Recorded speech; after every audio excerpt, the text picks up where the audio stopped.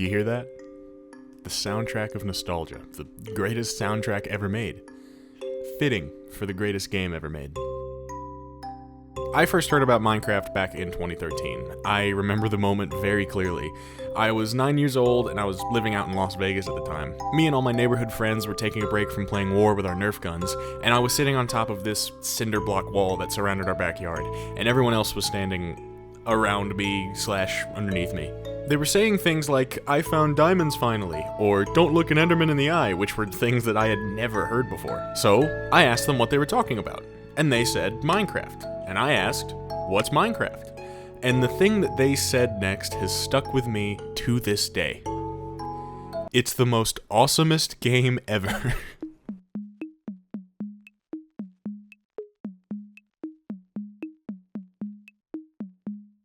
Yeah, I think I'm gonna make that claim. Minecraft is the greatest game ever made. I really don't think there's that much of a debate there. I started playing it soon after that conversation with my friends. My next door neighbor, who I was great friends with at the time, bought it for me on the Xbox 360 as a sort of early birthday present. And ever since then, I've been pretty consistently playing the game, and I've loved every second of it. It absolutely took over the cultural landscape of my youth, and for good reason. I know it may be hard to believe, but the game was good. Anyway, what's this video actually about? Well, a few weeks ago, I made a video talking about how video games have the best stories, and most of that is because of how deep and layered these stories can be. And in a tangent listing off a bunch of other games that also had great stories, I mentioned Minecraft, and I kinda wanted to dig deeper into what I meant by that. How can Minecraft, a game whose sole objective is basically just kill Sky Lizard, have a deep and layered plot that can go up against games like Red Dead Redemption or Skyrim? Well, that's the neat part. It doesn't. Minecraft is a sandbox game, meaning that there really isn't any objective, story, characters, stuff like that. Really, the only thing that you're told to do when you first load into a world is punch a tree, craft some planks, make a crafting table, and that's it. You're given an incredibly basic goal, and then you're just let loose on a world where you don't know what's in it, where to go, or what to do. So, since the only objective that you really have is survive, the story of Minecraft is basically non-existent. It's just you, wandering aimlessly in unfamiliar territory. There isn't an objective, there aren't any characters, and there is no dialogue. It's nothing but simplicity. And I reveled in that simplicity. I was a creative kid for the longest time. I remember building the Death Star, stairs that went up to the height limit, and castles for years. Since I played on the Xbox 360, I bought a bunch of texture packs and I used that to fuel my creativity. I never really watched any Minecraft playthroughs on YouTube, but I did watch the Minecraft parodies and those old villager news shorts. And I remember trying to recreate the sets and locations from those videos in my creative worlds. It wasn't really until a few years later when I started playing survival for the first time, and it was a very different experience than what I was used to. Survival mode is the primary game mode in Minecraft. It's not like creative mode where you have infinite amounts of every block in the game. You actually have to work for every block. It's a completely different sense of accomplishment in both game modes. I could build a basic survival house in creative in like 15 minutes. In survival mode, that would take hours. You can't just build yourself the perfect armory with every enchantment and the best gear by scrolling through menus. You have to walk outside your front door, dare to spend the night in the cave, fighting off every enemy that comes your way, all for the pursuit of treasure. And once you finally have that treasure, you forge it into a weapon that you'll probably use for the rest of the time you spend in the world. And for me, a scrawny little ooey gooey creative kid, I was horrified. My first true survival world wasn't really anything super special, but from what I remember, I thought it was incredible. I was so proud to have 40-something diamonds all found legitimately. I had a cobblestone wall with lava on the inside, all because I had this book on multiplayer survival that my parents got for me at a Sam's Club. That world never really went anywhere, and the next couple of years were filled with many survival attempts, all of which failed. But failure is the beauty of Minecraft. You can go mining, find a ton of resources, and accidentally fall into lava, losing all of the progress that you made up to that point. Initially, when you die and lose everything, you probably want to dig a massive dirt pillar up to the height limit and jump off. But the drive to give up doesn't take over. You get up, restock, and build yourself back up again. Not because some NPC told you to do it, but because you want to do it. Your failures give you experience, and the next time you go into caves, you avoid lava at all costs or bring a water bucket. You learn how Minecraft works through failure. But through that failure, you still have one objective: beating the game. And failure after failure after failure, you learn new skills along the way, all at random chance. So, learning from your failures, you eventually learn how to go to the Nether.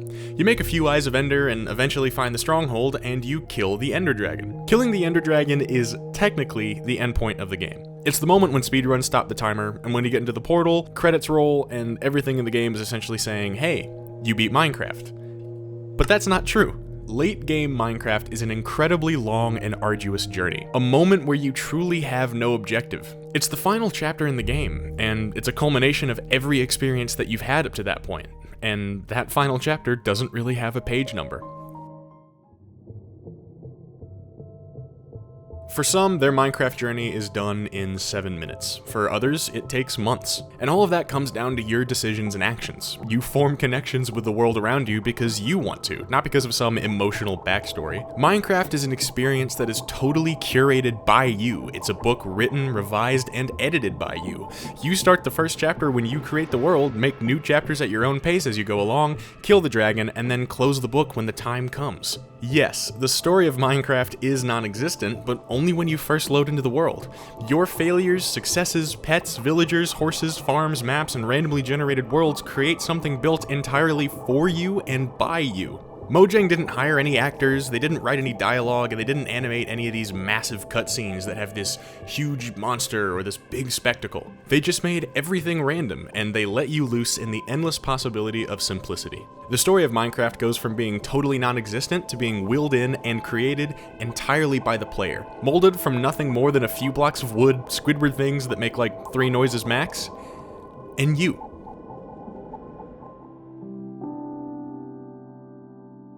Six months after my neighbor gave me the game, I moved across the country and I never really talked to him again.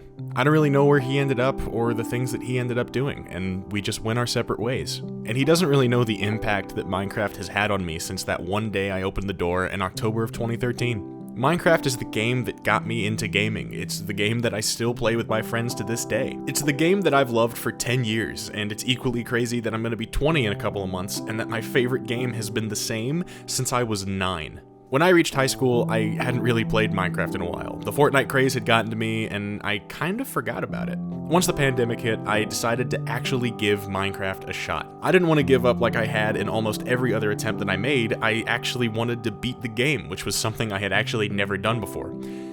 And I did. I beat the Ender Dragon in October, almost exactly 7 years after I first got Minecraft. After that, I beat the Wither, got this massive villager farm going, and then I just left the world behind.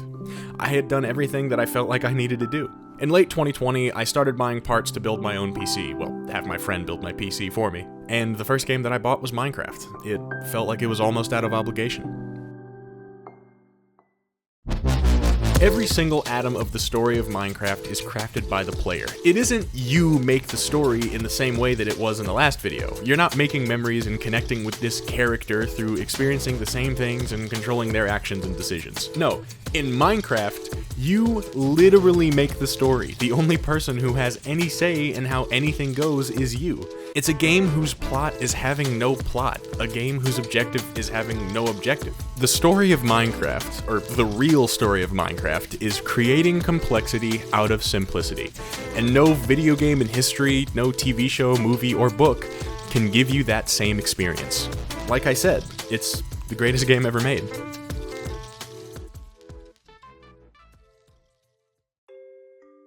I'm blocky now. I wanted to thank you guys for watching, and I think that you should like and subscribe, or else I'm gonna send creepers at your house in real life. That's a joke. Please don't actually send people after me. That's a complete and utter joke. Hey, what are you doing? Hey, dude, I'm doing an outro here. Can you not see? Dude, get him. Don't make me come over there. Anyway, I want to just thank you guys. Like and subscribe. I'll see you in the next one. Okay, bye.